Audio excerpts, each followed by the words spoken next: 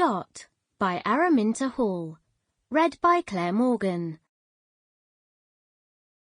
Wrong reasoning sometimes lands poor mortals in right conclusions, starting a long way off the true point and proceeding by loops and zigzags.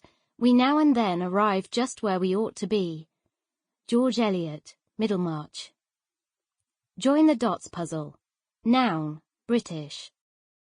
A puzzle requiring you to connect a series of dots by drawing lines between them. If the dots are correctly connected, the result is a picture. Collins English Dictionary. Chapter 1. Discovery. They were playing a game of hide-and-seek, as they so often did. Some people might have seen it as a lack of imagination, but as both Dot and Mavis displayed so much imagination in later life, it seems more likely a fact of circumstance. Druith is, after all, miles from anywhere, sunk in a low, damp Welsh valley, and Dot's house suggested itself to hide-and-seek in a multitude of ways. Not that two 10-year-old girls were aware of any of this. They didn't even find Dot's house strange. It was still nothing more than a marker in their childhood landscape, and the fact that the floors tipped, cupboard doors opened into secret passages, and a concealed turret sprouted out of the side of the house washed over them. The only thing they were beginning to find amusing were the plates which Dot's grandmother inexplicably chose to hang on the walls. "What next?" they'd whisper to each other. "Will we be eating off paintings?" Although one glance at the heavy oils of permanently displeased relatives and wind-swept landscapes made this seem very unlikely. They never played hide-and-seek when they were at Mavis's house, not just because she lived in a perfectly proportioned box with no nooks and crannies, but also because her mother looked as if she might cry if you so much as walked on her permanently hoovered floors or breathed on her dustless possessions, which was in direct contrast to Dot's mother, who seemed to float through life without noticing anything, and her grandmother, who unfathomably didn't care about dirt, but about most other things. Out of two peculiar options, however, Dot's house always seemed the most appealing. Mavis had annoyed Dot that day.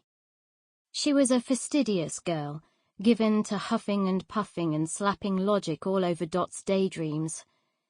Games of beautiful princesses or magic carpets were never allowed, and sometimes Dot was bored by the shops where prices had to be accurate and bills added up precisely.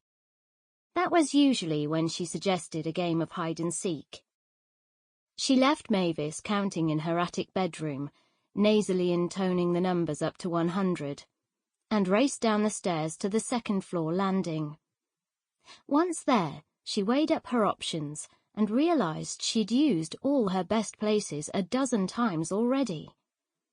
Mavis would go straight to the bottom of the laundry basket, the jutting shelves in the larder, even behind the basement door, which they both found so scary.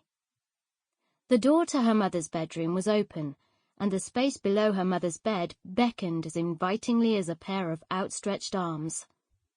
Dot hesitated on the threshold, knowing that Mavis would never enter this room without permission, and wondering if this meant she would be cheating. Mavis had already reached 65. She didn't have much time. Dot glanced behind her, but her grandmother's door was firmly closed, as it always was. Besides, her mother wouldn't care.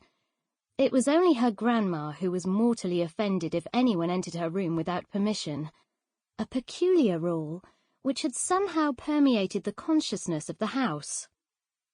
Even Dot's mother knocked on her own 10-year-old daughter's door before coming in to kiss her goodnight.